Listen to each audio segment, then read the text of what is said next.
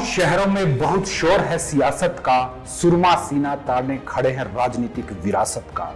पहाड़ों की डगर है ये चलना जरा संभल कर, पहाड़ों की डगर है ये चलना जरा संभल कर। तीखे मोड़ गहरी खाइया और राह में कांटे हैं भरकर, और राह में कांटे हैं भरकर। नमस्कार, आपके साथ में रविंद्र पावर और टीएसआर टीवी के खास चुनावी कार्यक्रम सियासी संग्राम में आपका स्वागत है।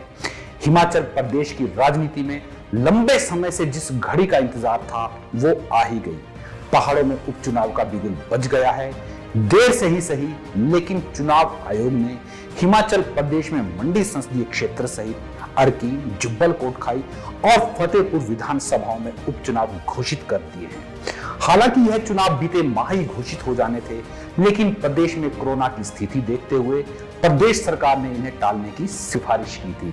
इसके चलते अब चुनाव आयोग ने हिमाचल में एक लोकसभा सीट सहित 3 विधानसभा हलकों में 30 अक्टूबर को उपचुनाव की घोषणा कर दी है। जैसा कि सर्वविदित है कि प्रदेश में अगले साल विधानसभा के आम चुनाव होने वाले हैं और उससे पहले यह उपचुनाव आ गए तो यह सियासी संग्राम सीधे तौर पर भाजपा सरकार के मुख्यमंत्री के लिए एक अग्नि परीक्षा के समान है। इन उपचुनावों में देखने वाली बात होगी कि प्रदेश में भाजपा की सरकार बनने के बाद हुए लोकसभा के आम चुनाव और पहले के 2 उपचुनावों में भारतीय जनता पार्टी ने जीत के झंडे गाड़े थे, तो क्या इस बार भी पार्टी अपना यह रिकॉर्ड कायम रख पाएगी या कि कांग्रेस कोई करिश्मा करके सरकार व मुख्यमंत्री को चुनौती पेश करेगी। ऐसे में यह उपचुनाव अगले वर्ष होने वाले विधानसभा चुनावों में सत्ता का सेमीफाइनल साबित होंगे, जिसके लिए मुख्यमंत्री जयराम ठाकुर की प्रतिष्ठा दांव पर लगी है, जबकि कांग्रेस के लिए प्रदेश में कमबैक करने की चुनौती है। खैर, अभी उपचुनाव में दोनों पार्टियों की उम्मीदवारी तय नहीं हुई है, जिसके बाद ही चुनावी राजनीति की उठापटक शुरू होगी। तो ऐसे में हम अभी बात करते हैं चारों सीटों पर टिकट को लेकर चल रही सरगर्मियों और इसके समीकरणों की, जिसमें सबसे पहले चलते हैं मंडी संसदीय क्षेत्र की ओर। यह सीट मंडी के सांसद रामस्वरूप शर्मा के निधन से खाली हुई थी, जिन्होंने दिल्ली स्थित अपने आवास पर आत्महत्या कर ली थी। मंडी सीट हालांकि कांग्रेस का अभेद दुर्ग थी, जहां से हिमाचल राजनीति के चाणक्य कहे जाने वाले पंडित सुखराम और पूर्व मुख्यमंत्री वीरभद्र सिंह ने भी बार-बार चुनाव जीतकर केंद्र में मंत्री पद तक हासिल किया। यहीं से वीरभद्र की पत्नी प्रतिभा सिंह भी सांसद रही और रामस्वरूप ने उन्हीं को हराकर कांग्रेस का गढ़ भेदन किया था। अब जबकि चुनाव आयोग ने प्रदेश में उपचुनाव घोषित कर दिए हैं, तो यहाँ सत्तारूढ़ भाजपा व कांग्रेस में कब्जा जमाने को लेकर राजनीतिक समीकरण शुरू हो गए हैं। भाजपा के लिए यह सीट इसलिए भी अधिक महत्वपूर्ण है क्योंकि मंडी भाजपा सरकार के मुख्यमंत्री का गृह जिला है। दूसरे, भाजपा सत्ता में है तो उपचुनाव जीतना उनके लिए वैसे भी प्रतिष्ठा का सवाल है। ऐसे में सत्तारूढ़ दल हर हाल में मंडी जीतने के लिए किसी नए चेहरे की जगह किसी मंत्री को ही आगे कर सकती है। इसमें जल शक्ति मंत्री महेंद्र सिंह ठाकुर का नाम प्राथमिकता पर है, जबकि कुल्लू से शिक्षा मंत्री गोविंद सिंह ठाकुर भी संसदीय उपचुनाव में भाजपा का चेहरा हो सकते हैं। इनके अलावा पूर्व में यहां से सांसद रहे महेश्वर सिंह और कारगिल वार हीरो खुशहाल सिंह भी लंबे समय से टिकट के चाहवान हैं। दूसरी तरफ कांग्रेस के पास मंडी समर के लिए पूर्व सांसद प्रतिभा सिंह ही सबसे बड़ा चेहरा है, जिनके नाम की प्रदेश हाईकमान सहित मंडी के अन्य नेता भी पैरवी कर रहे हैं। जबकि वीरभद्र सिंह के निधन के बाद से राजा परिवार भी विक्रमादित्य सिंह के आगामी राजनीतिक भविष्य के लिए उनकी माता प्रतिभा सिंह को फिर से राजनीति में सक्रिय करने का पक्षधर है।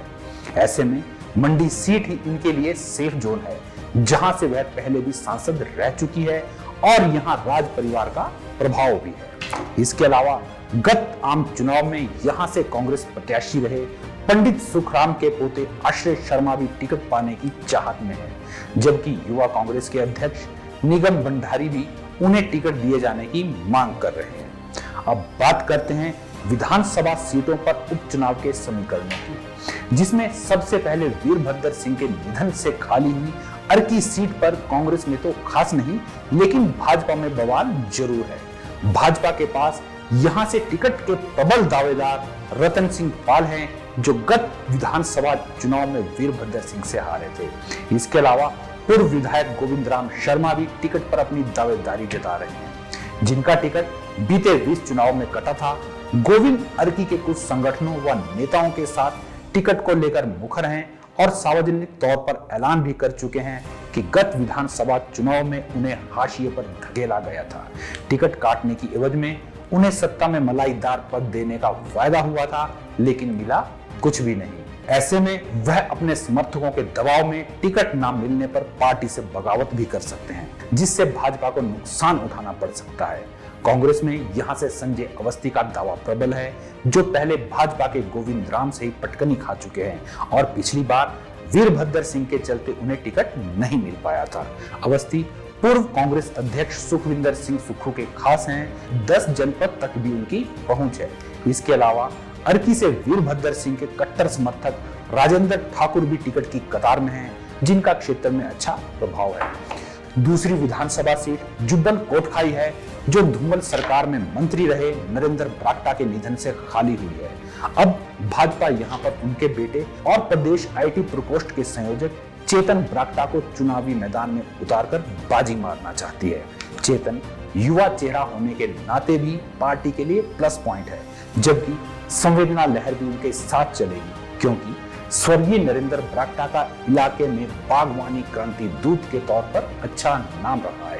हालांकि यहाँ पंचायत राजनीति से जुड़ी नीलम सरकैट भी खुद को टिकट की दौड़ में शामिल किए हुए हैं और चेतन को टिकट के नाम पर भाजपा में परिवारवाद को बढ़ावा देने का मुद्दा उछाल रही है। कांग्रेस यहाँ से सिंगल पॉइंट प्रोग्राम के तहत पूर्व सीपीएस रोहित ठाकुर के नाम पर ही चल रही है।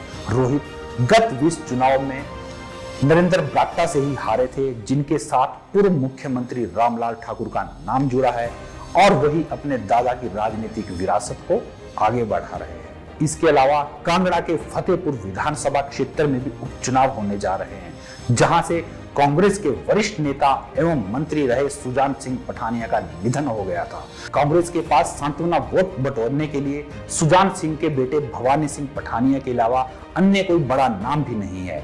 हालांकि यहाँ पर कांग्रेस के कई नेता परिवारवाद को नकारते हुए अपनी दावेदारी भी ठोक रहे हैं और कुछ समय पहले हुए पार्टी के कार्यक्रम में इसे लेकर बवाल भी हो चुका है।